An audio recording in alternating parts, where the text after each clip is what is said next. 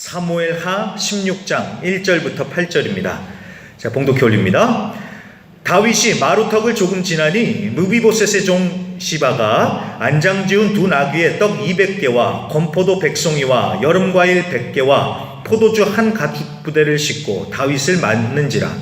왕이 시바에게 이르되 내가 무슨 뜻으로 이것을 가져왔느냐 하니 시바가 이르되 나귀는 왕의 가족들이 타게 하고 떡과 과일은 청년들이 먹게 하고 포도주는 들에서 피곤한 자들에게 마시게 하려 함이니이다. 왕이 이르되 내 주인의 아들이 어디 있느냐 하니 시바가 왕에게 아뢰되 예루살렘에 있는데 그가 말하기를 이스라엘 족속이 오늘 내 아버지의 나라를 내게 돌리리라 하나이다 하는지라. 왕이 시바에게 이르되 무비보셋에게 있는 것이 다 내 것이니라 하니라. 시바가 이르되 내가 절하나이다. 내 주 왕이여 내가 왕 앞에서 은혜를 입게 하옵소서 하니라. 다윗이 바후림의 이름에 거기서 사울의 친족 한 사람이 나오니 게라의 아들이요 이름은 시므이라. 그가 나오면서 계속하여 저주하고 또 다윗과 다윗 왕의 모든 신하들을 향하여 돌을 던지니 그때의 모든 백성과 용사들은 다 왕의 좌우에 있더라. 시므이가 저주하는 가운데 이와 같이 말하니라. 피를 흘린 자여 사악한 자여 가거라 가거라. 사울의 족속의 모든 피를 여호와께서 내게로 돌리셨도다. 그를 이어서 내가 왕이 되었으나 여호와께서 나라를 내 아들 압살롬의 손에 넘기셨도다. 보라 너는 피를 흘린 자이므로 화를 자초하였느니라 하는지라. 아멘. 거기까지 보겠습니다. 사무엘하 16번째 시간 멍든 마음으로 떠나는 피난길이라는 제목으로 오늘 사무엘하 16장 전체를 우리 같이 살펴보겠습니다. 자, 다윗은 아들이 반란을 일으켜서 광야로 도망가게 됐습니다. 20대 젊었을 때는 사울을 피해서 광야로 갔는데 이제 나이 60이 돼서는 이번에는 아들을 피해서 광야로 또 다시 가는 그런 신세가 됐습니다. 그래도 다윗의 마음에 큰 위안이 되는 것은 다윗과 함께 기꺼이 광야로 같이 가주는 사람들이 있었습니다. 이때와 가드 사람 600명이 있었고 또 제사장 사독과 레위인들이 있었고 또 다윗의 친구이자 지략가인 후세도 울면서 뛰쳐나와서 다윗을 맞이하는 그런 장면을 우리가 지난주에 봤습니다. 자, 정말 고마운 사람들이죠. 어려울 때 떠나지 않고 함께 해주는 사람들이 얼마나 고마운지 모르겠습니다. 잠언 17장 7절에 보면 이런 말씀이 나옵니다. 친구는 사랑이 끊어지지 아니하고 형제는 위급한 때를 위하여 낳느니라 라고 말씀합니다. 자, 평소에는 모두가 다 친구 같고 다 형제 같은데 진짜 큰일이 벌어지면 진짜 친구와 이웃, 형제가 누군지 드러나는 법이다라는 것입니다. 같이 울며 함께 해주는 사람들로 인해서 우리가 감사하고 여러분 힘을 내실 수 있길 바랍니다. 그리고 어렵고 힘들 때 어떻게 내 주변엔 아무도 없어 하면서 낙심하지 않으시기를 부탁드립니다. 사람들은 언제고 다 떠날 사람들입니다. 다 그런 거예요. 그런데 예수님은 결코 떠나지 아니하시고 끝까지 우리와 함께 하십니다. 그렇기 때문에 예수님으로 인해서 위로받고 마음 지키고 힘을 내실 수 있길 바랍니다. 자, 그렇게 해서 다윗의 마음에 큰 힘이 되어주는 사람들도 있었는데 오늘 설교의 제목처럼요 다윗의 마음을 멍들게 하는 사람들도 있었습니다. 그러잖아도 아들한테 배신을 당해서 이렇게 도망가는 것만으로도 속상하고 서글픈데 아픈 곳에 소금 뿌린다고요? 그런 다윗의 마음을 더욱 힘들게 하는 사람들이 있었습니다. 오늘 사무엘하 16장에 나오는 시바, 시므이, 아히도벳 이 세 사람입니다. 이 세 사람. 어떤 일이 있었는지 이제 1절부터 한번 쭉 끝까지 살펴보도록 하겠습니다. 성경을 참고해 주시고 따라와 주세요. 자, 1절입니다. 다윗이 피난을 가는데 무비보셋의 종 시바라는 사람이 참 발음이 쉽지 않습니다. 자, 시바라는 사람이 나귀 두 마리에 떡도 싣고 건포도도 싣고 과일도 싣고 포도주도 싣고 나타난 거예요. 요즘식으로 얘기하면 봉고차 2대에다가 먹을 거랑 마실 거랑 가득 싣고 다윗을 찾아온 것입니다. 얼마나 힘드시냐고 이거 좀 드시고 숨도 돌리시고 기운도 차리고 그러시라고. 그리고 이 차는 그냥 두고 갈 테니까 다윗 왕이여 타고 가시라고 이렇게 해주는 겁니다. 참 고마울 법도 한데요. 3절 보세요. 다윗은 감사보다는요 단도직입적으로 묻습니다. 3절 내 주인의 아들이 어디 있느냐? 네 주인의 아들 어디 있냐? 네 주인 어디 있냐? 이 얘기입니다. 자, 1절 말씀에도 나오듯이 이 시바라는 사람은 무비보셋이라는 사람의 종입니다. 이 무비보셋은 다윗의 절친이었던 요나단의 아들이었습니다. 근데 이 무비보셋은 어렸을 때 두 다리가 부러져 가지고 평생 절름발이로 사는 그런 사람이었습니다. 자, 그런데 절름발이라도요, 이 사울 왕의 손자입니다. 그렇기 때문에 적통이라는 명분이 있어서 다윗에게는 언제나 정치적으로 위협이 되는 사람이었습니다. 그럼에도 불구하고 다윗은 자신의 친구인 요나답과 약속을 한 게 있었기 때문에 그 아들인 무비보셋을 데려다가 재산도 다 돌려주고 돌봐주고 잘해주면서 이 시바라는 사람한테 너 주인 잘 모셔라 이렇게까지 명령을 했었습니다. 다윗이 그렇게 무비보셋을 위해서 잘해줬어요. 그런데 오늘 이제 그 무비보셋의 종인 시바는 이렇게 딱 다윗 앞에 나타났는데 그 주인인 무비보셋은 안 보이니까 다윗이 이거 뭔가 이상하다라고 생각을 하는 것이죠. 아니나 다를까 3절 중간쯤 보시면은 시바가 대답을 합니다. 내 주인이 예루살렘에 있는데 그가 말하기를, 그러니까 무비보셋이 말하기를 이스라엘 족속이 오늘 내 아버지의 나라를 내게 돌리리라 하나이다. 무슨 말입니까? 자기 주인 무비보셋은 다윗을 따라오지 않고 지금 예루살렘에 있는데 하는 얘기가 이제 백성들이 자기를 다시 왕으로 세우고 이스라엘을 나한테 되돌려 줄 거라고, 이제 내 세상이 왔다라고 얘기하면서 막 덩실덩실 춤추고 있다, 이런 얘기입니다. 자, 그래서 이 얘기를 듣고 4절 다윗이 어떻게 할까요? 대번에 무비보셋의 재산을 다 시바에게 줘버립니다. 주인의 재산을 그 종에게 다 줘버리는 거예요. 자, 시바는 좋다고 하면서 그냥 가는 겁니다. 자, 나중에 밝혀질 것입니다. 이 시바라는 사람이 한 말은 다 싹 다 거짓말이었습니다. 거짓말이었어요. 무비보셋이 다윗을 배반한 일 없었습니다. 그저 이 시바라는 사람은 이런 상황을 이용을 해서요, 다윗에게 환심을 사고 주인을 모함을 하는 거예요. 주인이 그러지도 않았는데 모함을 하는 거예요. 그러면서 결국은 재산을 차지하려고 했던 것입니다. 참 나쁜 사람이에요. 참 악하지요. 내가 어렵고 힘들어서 여유도 없고 지금 경황도 없어요. 그런데 찾아와가지고 잘 해주는 척 하면서 꼼수를 부리는 겁니다. 다른 사람의 어려움을 기회로 삼는 진짜 악한 사람이에요. 게다가 사람을 모함을 합니다. 그리고 이간질을 하는 정말 악한 그런 모습을 보여줍니다. 이런 시바와 같은 사람을 우린 정말 조심해야 되고요. 우리도 이런 사람이 되면 안 되겠죠. 자, 그런데 이 장면에서는 참 다윗의 행동이 눈길이 갈 수밖에 없습니다. 아니, 다윗이 왜 이렇게 성급할까라는 생각이 드는 거예요. 이 시바가 하는 말만 듣고 대번에 그런 조치를 취하지 않습니까? 일단 얘기를 들었으면 한번 사실 확인이라도 해봐야 될 거 아니에요. 좀 전화는 없지만 아무튼 전령을 보내든지 사실 확인을 해보고 그 다음에 결정을 내려야 되는데 그렇지 않고요, 그 자리에서 바로 결정을 내려버립니다. 자, 왜 그랬을까요? 왜 그랬겠어요? 여러분, 다윗도 사람이니까 그렇습니다. 다윗도 사람이에요. 다윗도 사람입니다. 여러분, 다윗의 입장에서 생각을 해보십시오. 아들이 반역을 해서 지금 막 불이 나게 피난길을 가고 있어요. 막 갑작스럽게 이 사태가 벌어져서 어찌 일단 여기까지는 버텨왔는데 지금 이 순간에 딱 이 사람이 찾아오더니만 무비보셋이 그랬다 하더라 하는 말을 들으니까 다윗이 무슨 생각이 들었겠어요? 아니, 다른 사람도 아니고 어떻게 무비보셋이 그럴 수가 있냐? 내가 얼마나 잘 챙겨주고 잘해줬는데 어떻게 무비보셋 네가 나한테 그럴 수 있냐? 라는 섭섭함, 배신감에 뻥 하고 한 방 맞은 겁니다. 그래서 다윗의 마음에 멍이 드는 거예요. 자, 그러니 다윗이 막 흥분을 해가지고 이렇게 감정적으로 결단을 했겠지요. 자, 다윗의 그 마음은 충분히 이해가 됩니다. 하지만 그렇다고 해서 감정적으로 하면 안 된다는 것을 우리는 잘 압니다. 그런 감정이 밀려온다고 해서 우리가 그 감정이 시키는 대로 그대로 당할 게 아니라 마음을 지키고 깨어서 분별해야지요. 섣불리 말하지 말고요. 막 감정이 막 그럴 때 말하는 게 정말 위험하지요. 진짜 아무 말이나 하다가는 주워 담을 수 없으니까요. 그리고 말하기 전에 하나님께 먼저 물어보고 기도하고요. 그리고 이게 중요한 것 같아요. 직접 만나봐야 되는 것 같아요.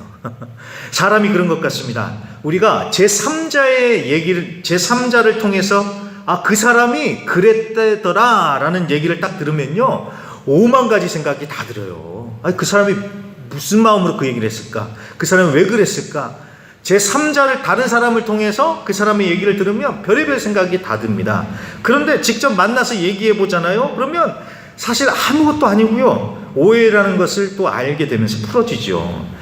자, 중간에서 말을 옮기는 사람도 말을 잘해야 돼요. 괜히 오해가 생기지 않도록요. 그거 나는 그냥 한다고 했는데 두 사람의 사이를 이간질시키는 것일 수도 있거든요. 중간에 있는 사람이 말을 잘해야 되는데, 아무튼 우리도 그런 상황에서 마음을 지키면서 분별하면서 정말 지혜롭게 처신을 잘해야 된다는 사실 꼭 기억해 주십시오. 자, 그게 이제 시바라는 사람과 있었던 일입니다. 이거는 나중에 다윗이 돌아올 때 다시 한번 이 무비보셋 이야기는 나올 테니까요. 그때 가서 보고요. 이제는 두 번째로 5절부터 나오는 시므이라는 사람의 이야기를 해보겠습니다. 자, 5절 보세요. 다윗이 바후림이라는 곳에 이르니까, 도착하니까 사울의 친족인 시므이가 나와서 계속 저주를 했다고 합니다. 자, 이 바후림이라는 동네는 베냐민 지파에 속해 있는 땅입니다. 이 베냐민 지파가 누구의 지파입니까? 다윗 바로 전에 왕을 했던 사울 왕이 바로 이 베냐민 지파 출신이죠. 그러니까 이 바후림, 이쪽 베냐민 동네는 다 사울을 지지하는 사울의 사람들이 살고 있던 곳이에요. 그래서 이 시므이라는 사람도 마찬가지입니다. 이 시므이 입장에서는 사울 왕을 이어서 왕이 된 다윗이 곱게 보이지 않았겠지요. 그래서 그동안은 이 시므이라는 사람도 잠잠하고 있었는데, 자, 일이 이 지경이 되고 다윗이 이렇게 도망가는 신세가 됐으니까 잘 됐다 하면서 막 저주를 퍼부어대는 겁니다. 자, 뭐라고 저주를 하느냐? 7절입니다. 7절 보시면, 피 흘린 자여, 사악한 자여, 가거라 가거라. 참 성경이 점잖습니다. 가거라 가거라 하는데 꺼져라, 나가 죽어라, 이런 얘기입니다. 이렇게 험한 얘기를 지금 막 하는 거예요. 그리고 8절, 사울의 모든 족속의 모든 피를 여호와께서 내게로, 다윗 너한테 돌리셨도다. 그를 이어서 내가 왕이 되었으나 여호와께서 나라를 내 아들 압살롬의 손에 넘기셨도다. 보라, 너는 피를 흘린 자이므로 화를 자초하였는지라 하는지라. 무슨 말입니까? 다윗, 네가 사울을 죽이고 왕이 됐는데 봐라, 하나님이 이렇게 복수해 주지 않으시냐. 그래서 네 아들 손에 너를 넘기셔서 너 이제 망했다, 이 뜻입니다. 8절이요. 자, 이 얘기를 이제 다윗, 네가 사울 왕을 죽이고 왕이 됐지, 잘 됐다, 이렇게 얘기를 하는데, 여러분 다윗의 입장에서는 어땠을까요? 얼마나 억울했겠어요. 아니, 다윗이 언제 사울 왕을 죽였습니까? 다윗은요, 사울을 죽일 기회가 있었지만 다 사울을 손대지도 않았습니다. 왜요? 하나님이 기름 부으신 자를 자기가 어떻게 건드릴 수 있냐고. 항상 다윗은 사울을 존중했습니다. 그리고 사울 왕이 죽었을 때 누구보다도 사울의 죽음을 슬퍼했던 사람이 다윗이었습니다. 그리고 결정적으로 사울 왕을 심판하신 것은 하나님이십니다. 하나님.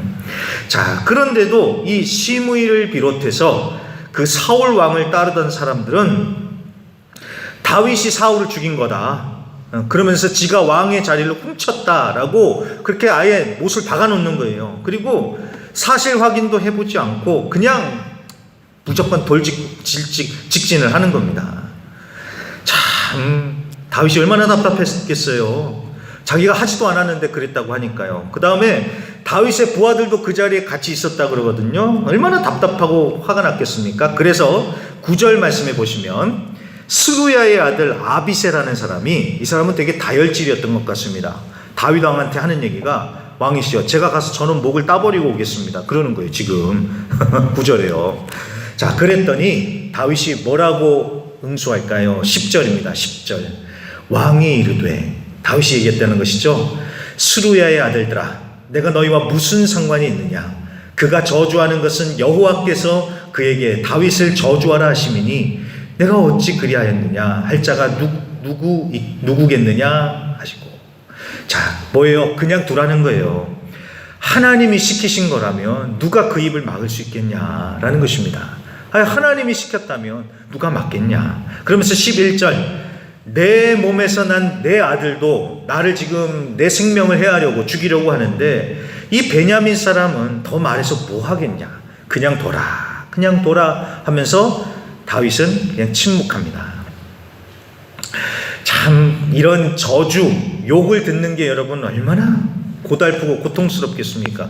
가뜩이나 자기는 하지도 않았는데 했다고 하니까 얼마나 억울해하겠어요. 이거 뭐 다 이 속을 뒤집어서 보여줄 수도 없고요. 게다가 13절에 보면은요, 다윗이 이쪽 동네를 벗어날 때까지 이 시므이가 계속 따라와가지고요, 돌도 던지면서 계속 따따따따따 하면서 그냥 저주를 했던 것 같습니다. 그러니 얼마나 다윗이 더 마음이 그랬겠어요. 그런데도 다윗은 대응하지 않고 그냥 침묵합니다. 뭐 힘이 없어서 당하고만 있었겠습니까? 아닙니다. 다윗이 계속 지금 하나님 하는 것처럼 하나님의 뜻을 구하고 하나님의 뜻에 온전히 따라가는 것이죠. 그래서 여러분 12절의 고백이 참 귀합니다. 12절 보세요. 12절. 사무엘하 16장 12절 보세요. 12절.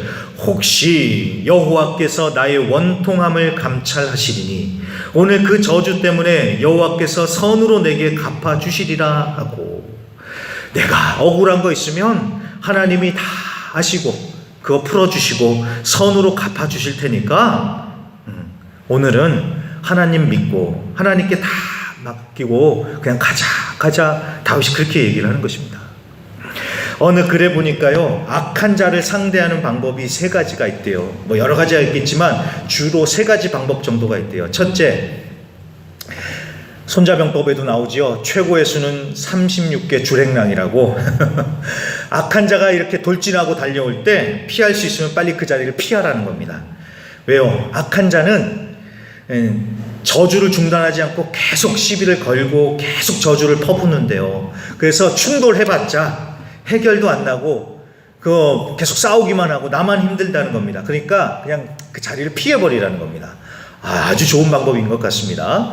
두 번째 방법은요, 어느 집 개가 짖나 하면서 그냥 한쪽 귀로 듣고 한쪽 귀로 흘려버리래요.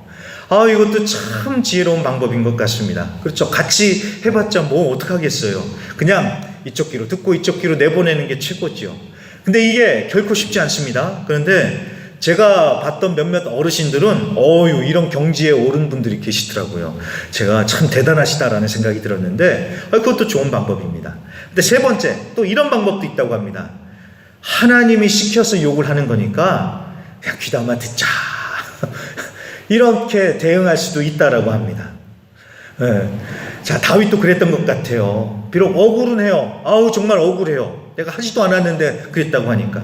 그런데 그럼에도 불구하고 하나님께서 저 사람의 입술을 통해서 또 나에게 하시는 말씀이 있을 수도 있다라고 생각하면서 듣는 것이죠. 하나님의 뜻을 구하는 것이죠. 그리고 자신의 억울한 것은 하나님께서 바로 잡아주실 것이다 라고 끝까지 하나님께 맡기는 것입니다.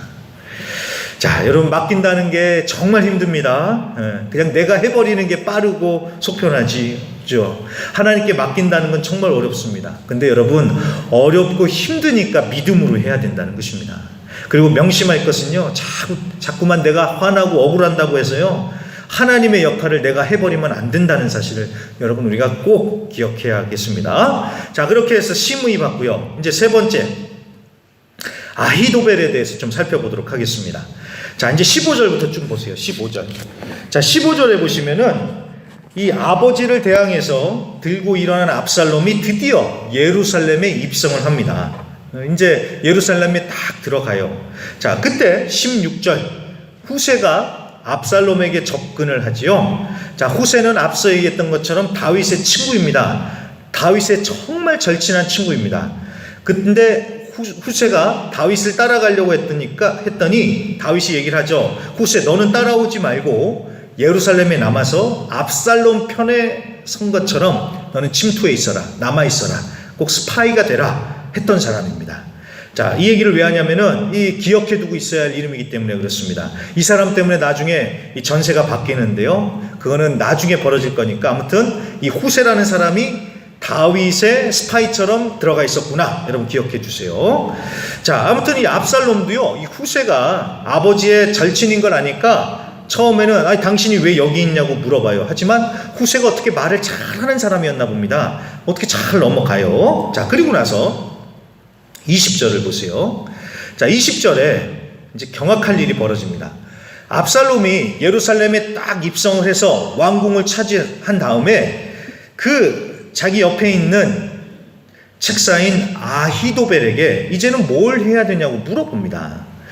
여러분, 아히도벨을 기억을 하십니까? 이 아히도벨은요, 한마디로 말해서 제갈공명입니다. 이스라엘에서 제일 똑똑한 최고의 지략가 브레인입니다. 이 사람이 다윗 곁에서 참모 역할을 했던 정말 뛰어난 사람이었습니다. 자, 다윗이요, 도망가다가 다른 사람이 압살롬한테 붙었다라고 했었을 때는 다윗이 그냥 태어났습니다. 그런데 이 아히도벨이라는 사람이 압살롬에게 넘어갔다는 얘기를 듣고는요, 깜짝 놀라가지고 당장에 하나님께 기도를 했을 정도로 이 아히도벨은 정말 뛰어난 사람이었습니다. 그런데 이 아히도벨이 이제 압살롬한테 계략을 말해주는데 무슨 계책을 내냐면요, 21절 보세요. 21절. 아버지의 후궁들과 동침하라는 거예요. 아버지의 후궁들, 아버지가 거느렸던 그 후궁들하고 동침을 하라. 그들을 범하라는 것입니다. 자, 그러면 온 이스라엘이 압살롬이 다윗과 돌아섰다는 것을 알게 되고, 그렇게 되면 왕과 우리 편이 더욱 강해질 것이다 라고 아히도벨이 이렇게 계책을 내놓습니다. 아니, 이게 무슨 말도 안 되는 소리냐 우리는. 그런데 압살롬은요, 이 얘기를 듣고 그대로 실행을 합니다. 그래서 백주 대낮에 이렇게 환한 대낮에요, 옥상에 텐트를 치고요, 장막을 치고는 사람들이 보는 앞에서 아버지의 후궁들을 범합니다. 아버지의 후궁들과 동침을 합니다.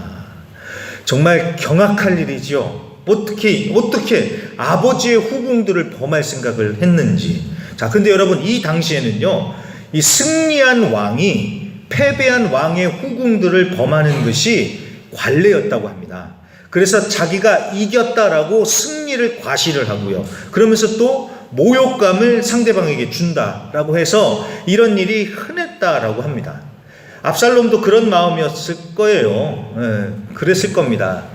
그래서 자기가 이겼다, 내가 왕이다라는 것을 보여주고요, 그리고 사람들한테 이제 제대로 각인을 시켜주는 것이죠. 나는 이제 강을 건넜다, 나 되돌아가질 못한다, 내가 아버지의 후궁들도 범했는데 내가 이 지경까지 왔는데 내가 못할 게 뭐가 있냐라고 하면서 아주 강렬한 모습을 사람들한테 보여주는 거예요.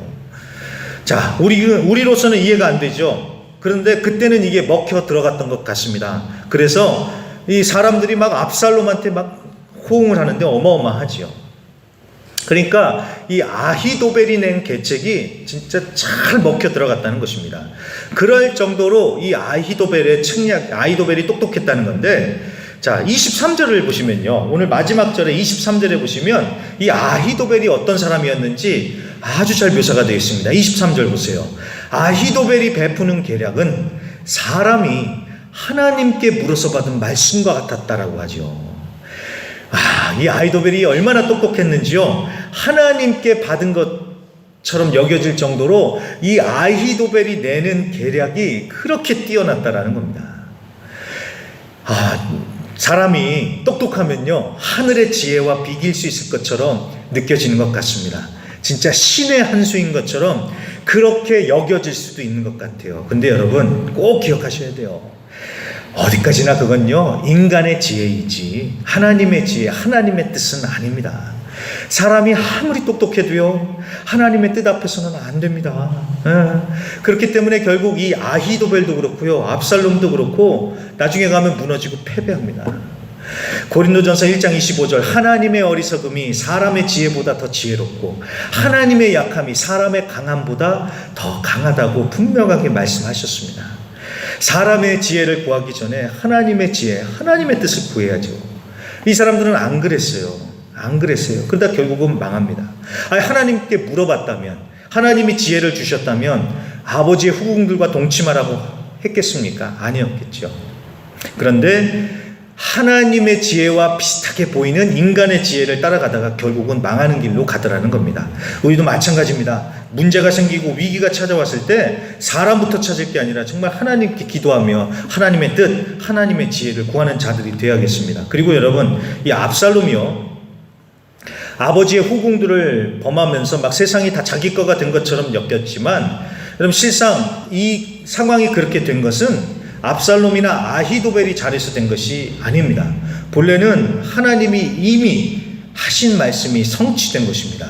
사무엘하 12장 10절과 10절부터 12절에 보면 이런 말씀이 나옵니다. 한번 띄워주세요. 사무엘하 12장 10절부터 12절입니다. 자, 사무엘하 12장 10절입니다. 이제 내가 나를 업신여기고 햇사람 우리아의 아내를 빼앗아 내 아내로 삼았은즉 칼이 내 집에서 영원토록 떠나지 아니하리라 하셨고, 여호와께서 또 이와 같이 이르시기를, 보라, 내가 너와 내 집에 재앙을 일으키고 내가 내 눈앞에서 내 아내를 빼앗아 내 이웃들에게 주리니 그 사람들이 내 아내들과 더불어 백주에 동침하리라. 너는 은밀히 행하였으나 나는 온 이스라엘 앞에서 백주의 일을 행하리라 하셨나이다 하니 아멘. 자, 다윗이 밧세바를 범하고 난 다음에 회개합니다. 회개를 해서 죄 용서는 받아요. 하지만 하나님께서 분명하게 말씀하십니다. 너의 집안에 재앙이 일어날 것이고, 그리고 다른 이들이 너의 아내를 빼앗아서 너의 아내들과 백주에 동침하리니, 이 말씀이 그대로 지금 이루어진 것입니다. 압살롬과 아히도벨을 통해서 그대로 하나님이 하신 말씀이 이루어진 것입니다. 그러니까 여러분, 뭔 교훈을 얻습니까? 사람이 아무리 열심히 머리 굴려서 수를 쓰더라도요, 다 하나님의 손바닥에 있는 것이다 라는 것입니다. 자, 아무튼 시간상 넘어갑니다. 이 압살롬이 이런 일을 했다는 얘기를 다윗이 들었겠지요. 자, 그 얘기를 들은 다윗의 마음이 어땠을까요? 억장이 무너졌겠지요. 이 철딱성이 없는 아들놈은 뭐 그러려니 하지만 그동안 자기와 함께 했던 전우이자 친구이자 천재 지략가인 아히도벨이 그걸 시켰다고 하면 얼마나 실망감과 배신감이 느껴지겠습니까? 그래서 다윗의 마음이 또 멍이 들더라는 것입니다. 그런데 여기서 다윗이 잘한 것이 있습니다. 이런 상황에서 다윗은요, 하나님 탓, 남 탓하지 않고요, 하나님을 바라보고 하나님 앞에서 자신을 발견하고 하나님의 은혜를 구하더라는 것입니다. 자, 제가 시편 3편을 한번 읽어보겠습니다. 시편 3편은 다윗이 압살롬을 피해서 도망갈 때 쓴 시인데, 제가 한번 쭉 다 읽어볼게요. 시편 3편입니다. 여호와여, 나의 대적이 어찌 그리 많은지요. 일어나 나를 치는 자가 많으니이다. 많은 사람이 나를 대적하여 말하기를 그는 하나님께 구원을 받지 못한다 하나이다 셀라.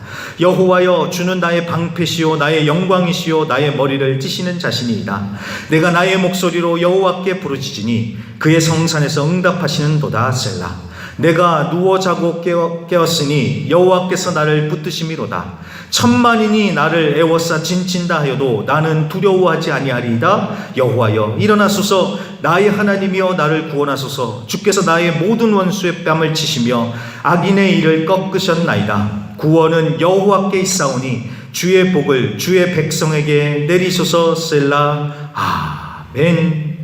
참, 저는요, 이 말씀을 보면서요, 참 어떻게 그런 상황에서 이런 기도를 드렸을까라는 생각이 들었습니다.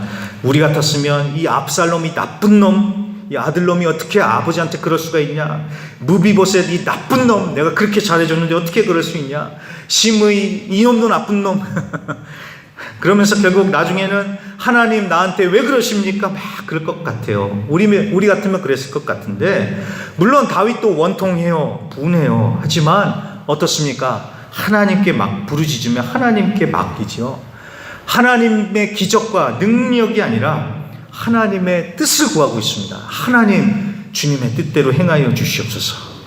참, 여러분, 능력보다 뜻을 구한다는 얘기가 참, 저는 그 말이 참 마음에 와닿았습니다.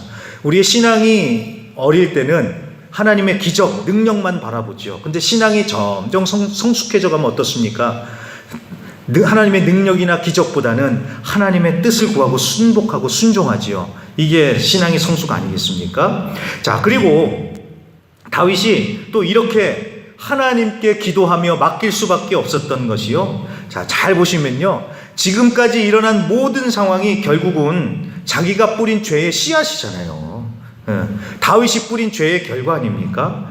자, 뭐 남들이 나를 배반하고 나를 속이고 배신하고 나를 모욕하고 그랬다는데 이미 다윗이 그 밧세바와 간음하는 때에 그때 이미 다 하지 않았습니까? 자기를 왕이라고 믿고 따르던 우리아를 속이고 그 아내를 빼앗고 우리아를 죽이고 이거 다 이미 다윗이 그렇게 했지요. 그 다윗이 그런 생각 안 들었겠어요? 그러니까 그렇구나 남 탓하기 전에 내가 진짜 죄인이구나 라는 것을 깨닫고 다윗은 오로지 하나님만을 구하는 것입니다. 그래요 여러분, 이게 정답이지요. 이게 정답 아니겠습니까? 우리는 죄인입니다. 우리는 다 죄인입니다. 우리가 잘해보려고 하면 할수록요 더 어떻게 문제만 일으키고 죄만 짓는 것 같아요. 정말 우리는 그래서 답이 없는 인생이라는 것입니다. 예수 믿는다 하면서도요 넘어지고 또 넘어지고 실패하고, 여러분 이게 우리의 실체입니다. 자, 그런데 그런 하나님은 그런 우리를 하나님은 끝까지 붙들고 가시잖아요. 그리고 넘어진 우리가, 실패한 우리가 다시 일어날 수 있는 힘이 무엇입니까? 예수죠. 예수님밖에 없지요. 그러니까 우리는 예수 하면서 예수님을 붙들고 다시 일어나는 것입니다. 다윗도 마찬가지입니다. 자기만 보면 아주 더럽고 추악한 죄인이에요. 남 뭐라고 하기 전에 자기 자신을 보면 자기부터가 죄인이에요. 하지만 그런 죄인을 살려주시는 은혜, 그 은혜 붙들고 하나님 바라보면서 나가는 것 아니겠습니까? 그래서 오늘 설교도 예수님으로 종교 마칩니다. 우리도 마찬가지로 죄인인 인생입니다. 다윗이 이랬으면요 여러분 우리는 더 할 거예요. 그런데 그래도 우리가 나아갈 수 있는 힘이 무엇입니까? 예수님의 이름, 예수님의 은혜밖에 없습니다. 그렇기 때문에 이번 한 주간도요 예수님의 이름을 부르시면서요 다시 일어나시고 힘을 내셔서 힘차게 전진하시는 저와 우리 모든 성도님들 되시기를 주의 이름으로 간절히 부탁드립니다.